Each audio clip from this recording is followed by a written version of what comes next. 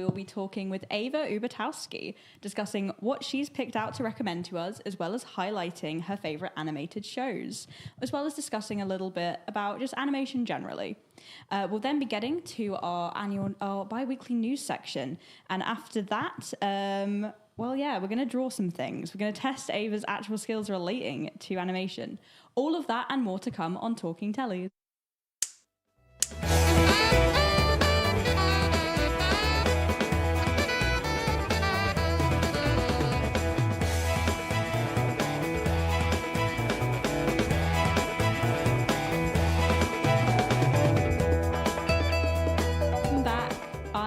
Your host, Beth, and today I'm joined by... My name is Ava.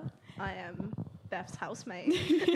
And also marketing director here at YSTV. Yeah. Sometimes I'm marketing director. I've slowly been collecting just different film students. There has been some variety, but you also study film and TV, which kind of makes sense why you'd want to come on this show and talk about TV, basically. Last episode, we discussed awards season and Shameless. This week we're going to talk about animation. This is inspired by the fact that Avatar's The Last Airbenders animated thing is coming out soon, so I want to discuss general stuff to do with animation, starting with your pick of the week. Yes, so my pick of the week is probably my favourite show / franchise of all time. It is Dragon's Race to the Edge. How to Train Your Dragon for context. So it's How to Train Your Dragon is the franchise. This is like a spin-off TV show that they made in 2015 on Netflix.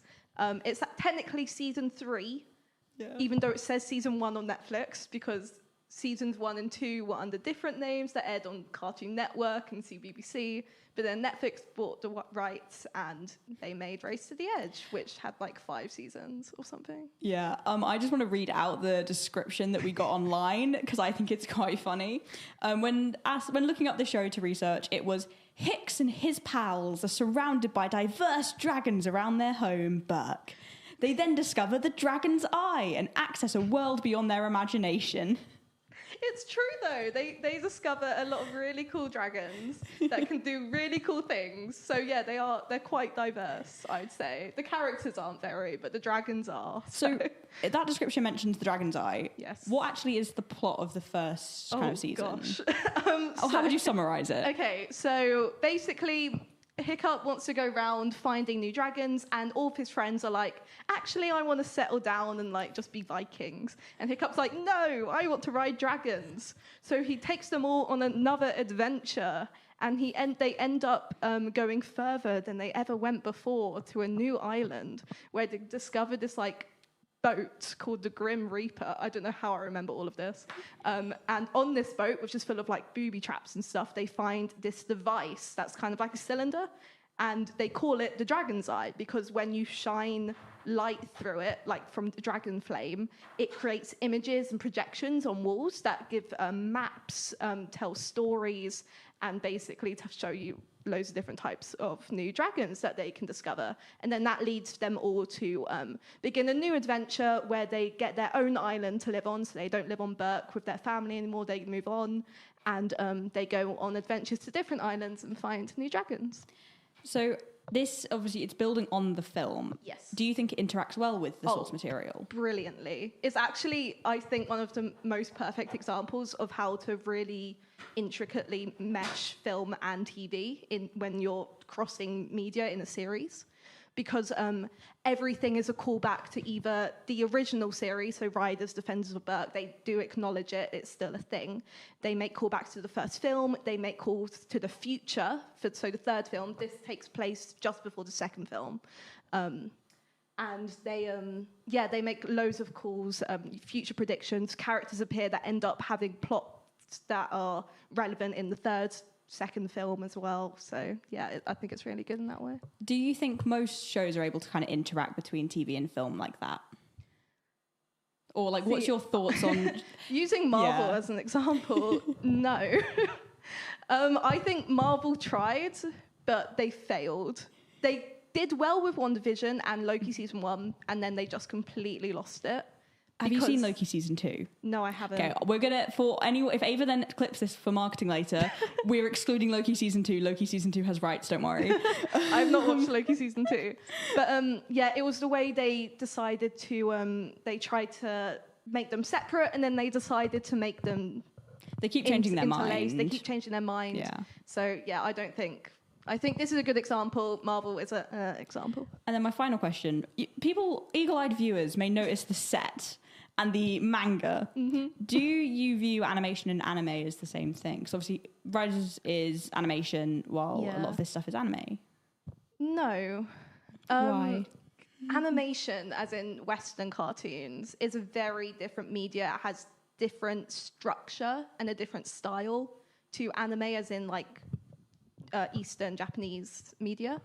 The way it's put out, the way it's consumed as well is vastly different, in my opinion. So, we're going to play a little game called This or That. We're not going to be comparing anime and animation. It's just going to be a mix of both shows.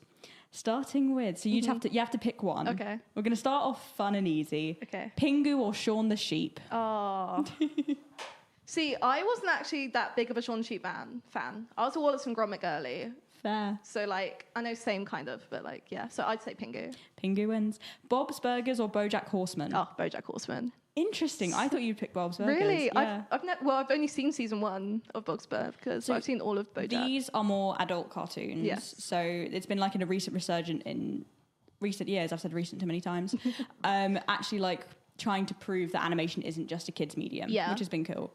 On that topic, but not really. Hunter x Hunter or Haikyuu? Haikyuu. Oh. Haikyuu. See, if someone's like an anime fan's watching this and I don't say Hunter x Hunter, they're going to kill me. But Haikyuu, it's more enjoyable in my opinion. See, I love Hunter x Hunter, but I haven't seen the other one. So, to be fair, I think my brother would pick Haikyuu as well. So this is for you, Jack, this entire episode, actually. Gravity Falls or Phineas and Ferb? Gravity Falls. Yeah. I think I do agree. Yeah, Gravity Falls. We're checking with the room. My Hero Academia or Orion High School Host Club? Oh, that's so hard. Oh my God. Okay, just because I got bored watching the actual anime, I'm still keeping up with the manga, but I got bored in the anime. I'm going to say Orion High School Host Club. Fair. So you got bored with My Hero Academia? Yeah, I got bored of it. Fair. Bleach or Death Note? Death Note. Mm-hmm. JoJo's Bizarre Adventure or Pokemon? Pokemon just has that special place in my heart. It's so good. And also, every season is good in its own way. Like, there isn't one I'd instantly go, Black and White's questionable. But XY is mint. And Diamond Pearl. Ever After High or Winx? Don't make me choose. My babies. Yeah. Can I say Winx up to season 3? And then Ever After High. And then Ever After High. Star versus the Forces of Evil or Totally Spies? And I know which one you're going to pick, I'm pretty sure. The final season of Star ruined the show for me. So I'm going to say Totally Spies. Okay, we need to discuss exactly why later, because I have my thing of why I think I love Star versus the Force of Evil. It holds a really special place in my heart, and I don't actually quite understand how. But yeah. Fair. So Totally Spies. Totally Spies. Attack on Titan or One Piece? Attack on Titan. I'm going to get killed for that. What is Attack on Titan, Ava? What do you mean, what is Attack on Titan? Explain to people watching. Eren Yeager goes around killing Titans. Turns out, plot twist, spoilers, you haven't seen it. He is a Titan. It's revealed in the first episode, isn't it? No, it's like the 8th or something. Oh. And then he goes on to destroy like 80% of humanity, but yeah. I think you might not have seen one of these. Fairy Tail or Blue Exorcist? Yeah, I haven't seen Fairy Tail, so I'd say Blue Exorcist. I love both. They were my anime personalities. Yeah. I would have to pick Fairy Tail, but also respect for Blue Exorcist. Yeah. Kakegurui or Food Wars? And I want you to explain both of those shows.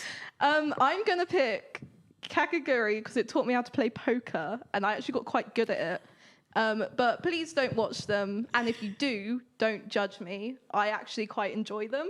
What's Food Wars? Food Wars is a cooking show where a bunch of chefs go head to head to make the best dish they can, and sometimes their clothes come off. So I've made Ava expose. That's the end of our game of This or That. So if you want to check out some animation or some anime, go through that list and see which ones she selected. I've made you reveal yourself quite a bit. We'll talk about animation. I'm very into animation, and I've got a little VT for you, which is Baby's first animation. This was made using my Sylvanian families, so enjoy.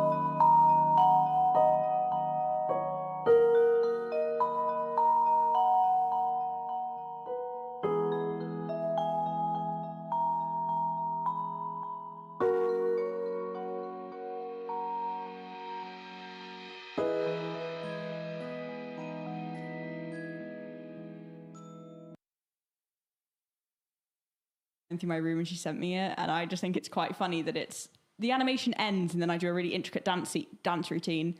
As you should. Yeah. So that's a little bit of stop motion. Our next little challenge for today is Ava is going to draw what she thinks she would look like as a cartoon. Yeah. I'm not sure if we will be able to get the image up with the amount of different inputs going on, but I did one of me in the style of Star versus the Forces of Evil. And I've got them pictured in my head so I can see it in my head, what Star looks like, so I can try. If we somehow do play around magically with the inputs, because I've given the techies a really fun time. Oh, there we go. So that's me. There's also a reference picture of Star and Marco that might be able to come up. But yeah, that was me before I dyed my hair. Before I dyed it blonde. Yeah. So this is like a few plot twist. versions Steph used ago. to be brown hair, which is weird. So this is Star and Marco. Would you like to keep that on the screen for now? Yeah, just for cool, now. For now, and then we'll cut to your iPad once you've drawn a little bit. Okay. Are you happy for me to attempt to talk to you while this happens? I can multitask. Which other animation do you also really enjoy or watch on a regular basis? On a regular basis, I rewatch BoJack Horseman quite a lot. That's one of my favorite like Western cartoons. Well, it feels weird to say cartoon when you're talking about like an adult show, but it is. I really like just not the message. I just like the characters and stuff, and I think it's really well written. And they were robbed. What award was it? They lost against Rick and Morty for some reason. But I think they should have won for Viewed from Halfway Down. What other shows have I watched? Also, do you think there's like things that people can do in animation that you can't do in live action? Yeah. Sorry, I just realised I'm drawing Marco instead of myself. Okay, let's pretend this is me. Okay, my teeth kind of look like that. Because one of the interesting things, Percy Jackson is a TV show that's just come out. Yes. There has been a lot of discussion about whether that should have been an animation. And it's like when the books were first coming out in the Heroes of Olympus series, the second series specifically, there was a really big discussion because a lot of artists online were making like animated title sequences. Yeah. Because it's able to kind of demonstrate all these powers that are godly abilities in a way that live action can't really. Yeah. When you watch the behind the scenes of Percy Jackson, I do think it's really interesting to show what they do in the Vapor. Yeah, with like the sound stage and everything. Yeah. But anyway, I think it's time to reveal, Ava, your masterpiece. Don't worry, you don't need to hold it up. The screen should be able to cut to it. There we go. Here is Ava if she was in a cartoon. Isn't it beautiful? I think I look great. I look scared. Might be because I was copying Marco. Also, a lot of these animated worlds are quite scary. Yeah. Anyway, may I ask for the iPad back? There you go. I'm going to hopefully wait for the screen to flip off before I just reveal my script. There we go. Thank you so much, Ash and Max. So, anyway, that's been our fun little time on animation. There's been so much going on everywhere. It's time for the news. So there's been a real mix of documentary, live action, and reality TV over the past few weeks. So let's start with Netflix. On today's theme of animation, the live action version of Avatar: The Last Airbender will premiere on Feb 22nd, begging the question if animated shows really need live action adaptations. Netflix Project Scoop has released its trailer depicting Prince Andrew's infamous Newsnight interview, leaving audience to question whether we really need fictional recreations of real events so quickly after they happen. Some interesting originality. Moving on to Disney Plus, Happy Valley's Sally Wainwright's next project, Renegade Nell, follows a young woman framed for murder becoming an 18th century highwaywoman, only to meet a spirit and find out her future has more in store for her than she could ever have imagined. The first look just released. Barb has released the audience data for quarter 3 and 4 of 2023, showing that 500,000 people quit streaming services in the past few months, whether it's from ads or drop in quality. While shows like BBC's Traitors pulled in 8 million viewers for their season finale, Traitor Harry succeeding in winning all the prize money for himself. Not all live television is having such shining success though. Piers Morgan Uncensored is being moved to YouTube, only reaching around 9,000 viewers recently. For comparison, our Fight Night stream got 4.8, so about half that, and we're non-broadcast. For viewers who like non-fic content, there are a slew of docuseries coming out through February.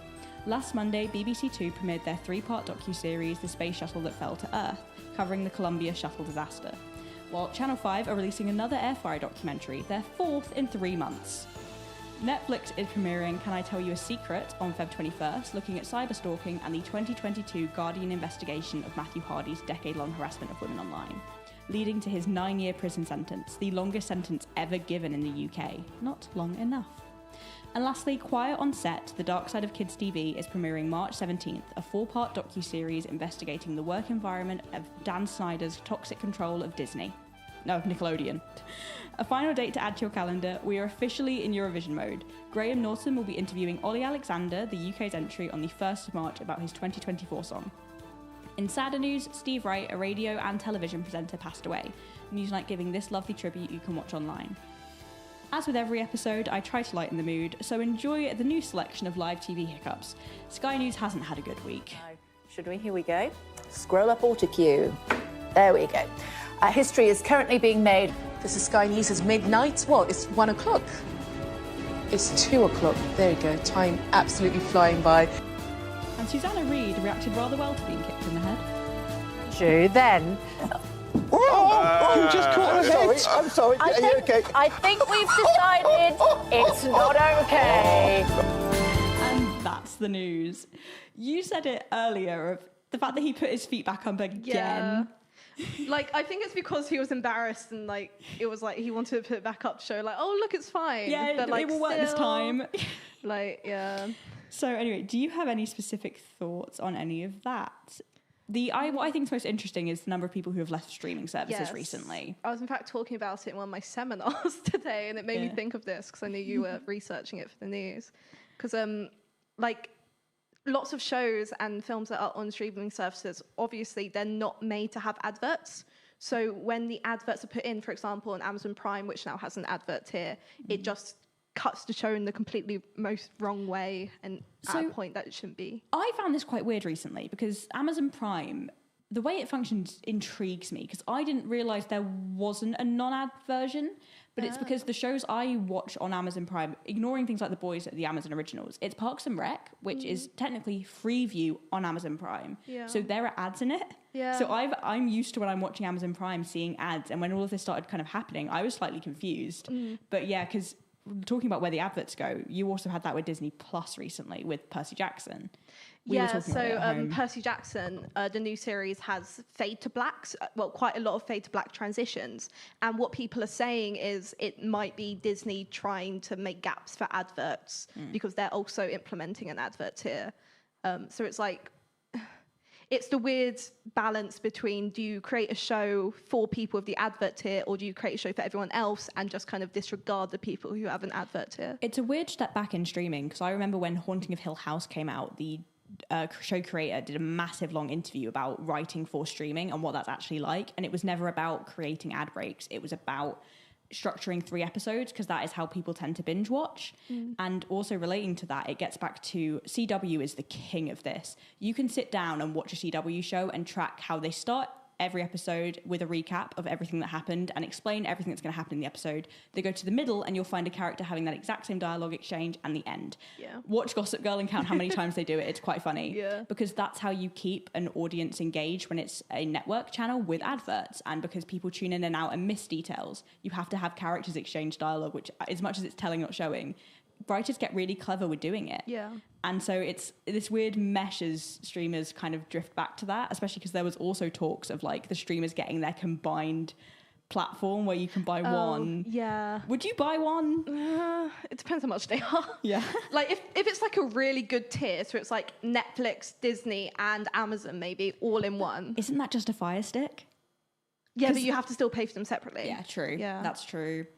Anyway, so that's been the news. There's a lot of it, really, especially also go look at all the Steve Wright tributes. He's a really important person in radio presenting, and a lot of people have a lot of really nice things to say about him. Anyway, so each week or each episode, we have a show that we recap. It was Traitors, as said earlier. Harry won. The traitor won. And I think it's a really good demonstration of how game shows and things like that do take cinematography into account, because when you watch and side by sides of the winners last year and the celebration in the group and the heart of it, it's shot so differently to how Harry's won. So if you haven't watched the Traitors season finale, go catch up. Traitors is so good. But the new show is The Apprentice. But I haven't actually watched the most recent episode. Neither have I. It's NASA submission days. NASA, you meant we didn't get to watch The Apprentice. I hope you're satisfied. But for what has happened, we've had 2 episodes we've both watched. We watch it as a house, which is fun. And 2 people have left. Yes. Have you agreed with both firings? Yes, I'd say I have. Yeah. They both just weren't the best. No, so, no. they really weren't. Yeah. Especially the one most recent firing. When he got fired, his exit line was "fair enough." Yeah. So he true agreed because he the challenge in the most recent episode was they were pitching, was it pies or pastry? No, it was cheesecake. Cheesecakes. They Yeah. were pitching cheesecakes, and the boys group got given a fruit and veg company, and he decided he wanted to pitch chocolate, and the rest of the group, because we had a little chat about it as a house as well, because I was the only one that kind of went, no, the group told him not to, and he just kept going chocolate. Funnily enough, they didn't get many buyers, so fair enough. Yeah. Other banging lines, Alan Sugar was discussing selling condoms in the Vatican, so go watch The Apprentice, or at least follow Apprentice on Twitter. Anyway, we're heading to the end of the show. What, in your final moments, what are the last things you want to recommend? Oh, recommend? Yeah, what shows should people watch? Okay, well, I'll recommend everything that's here. Yeah. So we've got Horimiya, my favourite manga of all time. I reread it all the time. It's also got a series out. It's really good. Spy Family, also really good. My Hero Academia is a bit mid. Hold it a little bit longer. Oh, sorry. My Hero Academia is also really... Spy Family is good. My Hero Academia is mid. Haikyuu's really good. There's a film coming out soon. That's apparently the entire end of the manga, but it's only 1 hour long. I'm crying. Noragami's really good. Deserves a season 3. I think it's now finished, like the manga. So I should probably finish that. And these ones are good too. This has just gotten a season 3 after like 7 years. Yeah, we're going to watch it as a house and kind of get back into it. Yeah. My recommendation, everyone should watch Fairy Tail. If you want something just to feel warm inside, because the stakes are so low. They try and make the stakes sound big at all opportunity, and it's just not. It's the plot armor show definition.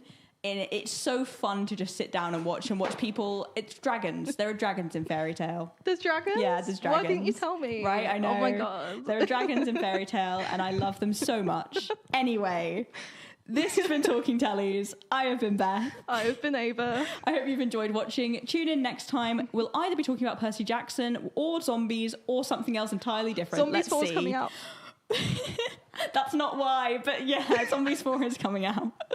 See you next time. Enjoy the rest of the show. The rest of the shows, plural.